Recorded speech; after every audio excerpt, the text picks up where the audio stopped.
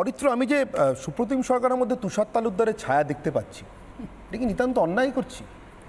দেখুন, আমার প্রথম প্রশ্নটা হচ্ছে, পুলিশ আজকে এই মিটিং মিছিল আটকানোর জন্য এত তৎপর হয়েছে, এত বাহিনী, এত ইনফ্রাস্ট্রাকচার, এত ব্যারিকেড ফ্যারিকেড তৈরি করছে, এই পরিকাঠামোটা যদি অন্যান্য সময়, স্বাভাবিক সময় তারা যদি সত্যি ইমপ্লিমেন্ট করতে পারতেন, তাহলে আরজিকর ঘটনা দেখতে হতো না এবং ভবিষ্যতেও আর হবে না। কিন্তু ঘটনা হচ্ছে যে নির্দিষ্ট কিছু ক্ষেত্রে পলিটিক্যালি ইনফিউজড হয়ে যখন পুলিশ তার নিজস্ব সর্বশক্তি ব্যবহার করে, তখনই আমরা একমাত্র পুলিশের অ্যাক্টিভিটি দেখতে পাই।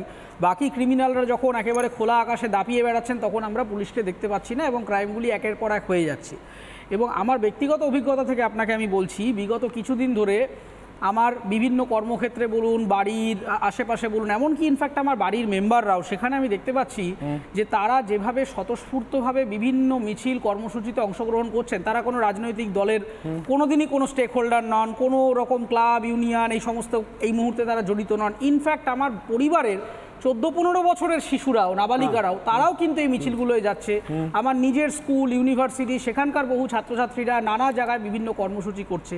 ফলে এই মুহূর্তে দাঁড়িয়ে আরজি করের জাস্টিস যারা চাইছেন, সেটা এমন একটা আনঅর্গানাইজড মুভমেন্ট হয়ে গিয়েছে যে এখানে সিপিএম বা বিজেপি বা তৃণমূল বা অন্য কোনো দল কে কাকে রেকমেন্ড করলো, কোন মিছিলকে কে সায় দিল, কে কোন পতাকা নিয়ে গেল, সেই অপেক্ষায় কেউ আর সাধারণ মানুষ কিন্তু থাকছেন না।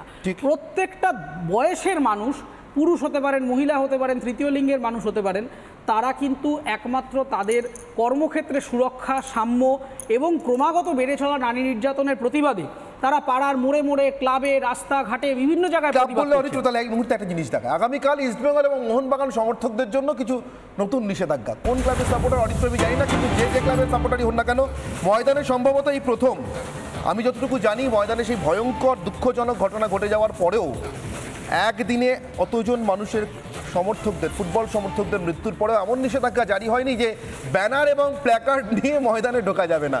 ব্যানার এবং প্ল্যাকার্ডকে ভয় পাচ্ছে সরকার। আমি জানি না এটা কেমন সরকার, আর সেই সরকারের কেমন পুলিশ, যারা দুটো ফুটবল ক্লাবের সমর্থকদের নিজেদের মধ্যে লড়াইয়ের দিন, ময়দানি লড়াইয়ের দিন, ব্যানার এবং প্ল্যাকার্ড নিয়ে যুবভারতীতে ঢুকতে নিষেধ করে। ডুরান্ট কর্তৃপক্ষকে চিঠি দিচ্ছে বিধাননগর পুলিশ। ডুরান্ট সেনাবাহিনীর টুর্নামেন্ট, অর্থাৎ সেনাবাহিনী খুব ভালো করে জানে কোনটা দেশের স্বার্থে, কোনটা দেশের স্বার্থের পরিপন্থী। ডুরান্ট কর্তৃপক্ষ অর্থাৎ সেনাবাহিনীকে চিঠি দিয়ে জানাচ্ছে কলকাতা পুলিশ, আগামীকাল ব্যানার নিয়ে আসা যাবে না, প্ল্যাকার্ড নিয়ে আসা যাবে না, এবং এছাড়াও মোটিভ ইত্যাদি নিয়ে আসা যাবে না, মোমবাতি ইত্যাদি নিয়ে আসা যাবে না। এই প্রথম সম্ভবত। অরিত্র, কি মনে হচ্ছে? এগুলো যে কারণে ওনারা করার চেষ্টা করছেন, ওনাদের ভয় হচ্ছে মানুষ যদি এরকম একটা জাস্টিস ফর আরজি কর নিয়ে যদি হাজার হাজার দর্শক তারা যদি রাস্তায় নামেন, ময়দানে নামেন, তাতে বোধহয় রাজ্যে মানে পুলিশ এবং রাজ্য সরকার জাস্টিস ফর আরজি করকে সাপোর্ট করে না, তাই যদি করতেন তাহলে এরকম নিষেধাজ্ঞা দিতেন না। এবং দ্বিতীয় কথা হচ্ছে যে রাজ্য যদি মনে করে যে রাস্তায় মানুষের নামলে বিভিন্ন হোর্ডিং প্ল্যাকারে উই ওয়ান্ট জাস্টিসের হোর্ডিংটা হাতে রাখলে রাজ্যের মুখ পুড়ছে, তাহলে বলে রাখি যে সারা পৃথিবীতে ইতিমধ্যেই পশ্চিমবঙ্গের অলরেডি মুখ পুড়ে গেছে, যেখানে রাতের বেলা কর্মরত অবস্থায় একজন চিকিৎসককে ধর্ষিত এবং মৃত্যু হতে হয়েছে, এবং তারপর একের পর এক নারী নির্যাতন ঘটে যাচ্ছে, আর সেখানে কনস্ট্যান্টলি একটা রাজনৈতিক অভিসন্ধি খেলে যাচ্ছে এরা, এবং একের পর এক নিষেধাজ্ঞা দিয়ে যাচ্ছে, এখানে এটা করা যাবে না, সেটা করা যাবে না। আগে ক্রাইমটা করা যাবে না সেই কথাটা কেউ কিন্তু কোনো পুলিশ প্রশাসন, কোন বলতে পারছে না। চরণ দাস দাঁড়িয়েছে তো মমতা বন্দ্যোপাধ্যায়ের সামনে, মনে হচ্ছে গান বন্ধ, আমি আমার প্ল্যাকার্ড বন্ধ, ব্যানার বন্ধ, ঠিক আছে, দেখেছেন এরকম? হ্যাঁ হ্যাঁ, আমি আমার বলছি তো, সেটাই শুনুন না। আমি আমার কলেজ লাইফ থেকে ময়দানে যাই, মানে ফুটবল দেখতে। যুবভারতীতে মানি ব্যাগ আর পরে যখন মোবাইল এলো, আর ছাতাটা অব্দি নিয়ে ঢুকতে দিত না, জলের বোতল অব্দি নিষিদ্ধ হয়েছে। বহু বছর এটা বামফ্রন্ট আমল থেকে ঢুকতেই দিত না। তাহলে আপনি বলছেন খেলা দেখতে যেতেনই না, ঢুকতে। অনির্বাণ বাবু, তাহলে ইসরায়েল প্যালেস্টাইন ইত্যাদি ইত্যাদি ইত্যাদি, বলছি ইসরায়েল প্যালেস্টাইন ইত্যাদি, ওই ব্যানারগুলো নিয়ে লোকে গিয়েছিল কি করে, খেলা দেখতে গিয়েছিল কি করে?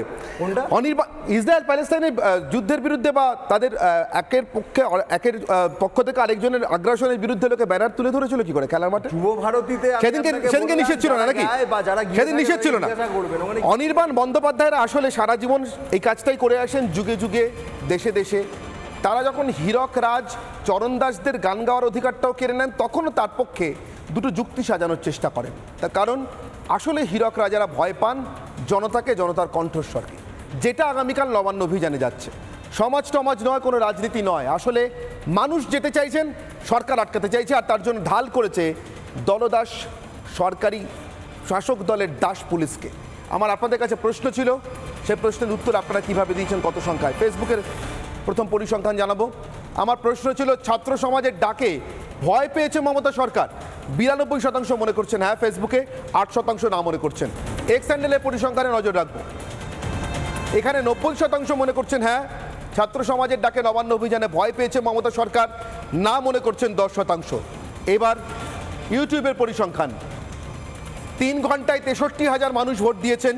ছাত্র সমাজের ডাকে নবান্ন অভিযানে ভয় পেয়েছে মমতা সরকার, 93% মনে করছেন হ্যাঁ, না মনে করছেন 7%। এবার বোধহয় সত্যিই বলে দেওয়ার প্রয়োজন নেই কেন আগামীকাল যুব ভারতী ক্রীড়াঙ্গনে ইস্টবেঙ্গল মোহনবাগান ম্যাচেও ব্যানার, প্ল্যাকার্ড, ফেস্টুন দেখতে ভয় পাচ্ছে মমতা বন্দ্যোপাধ্যায়ের সরকার। মমতা আসলে ক্ষমতা হারানোর ভয় পাচ্ছেন। এ ভয় বড় ভয়ঙ্কর ভয়। এ ভয়ের শেষ পর্যন্ত যে কোনো শাসককেই মূর্তির মাঠে ছুটতে হয়, যেখানে নিজেকেই একটা দড়িতে টান দিয়ে বলতে হয়, দড়ি ধরে মারো টান, রাজা হবে খান খান। অনির্বাণের অগ্নিবাণ এখানেই শেষ করছি, সঙ্গে থাকুন রিপাবলিক।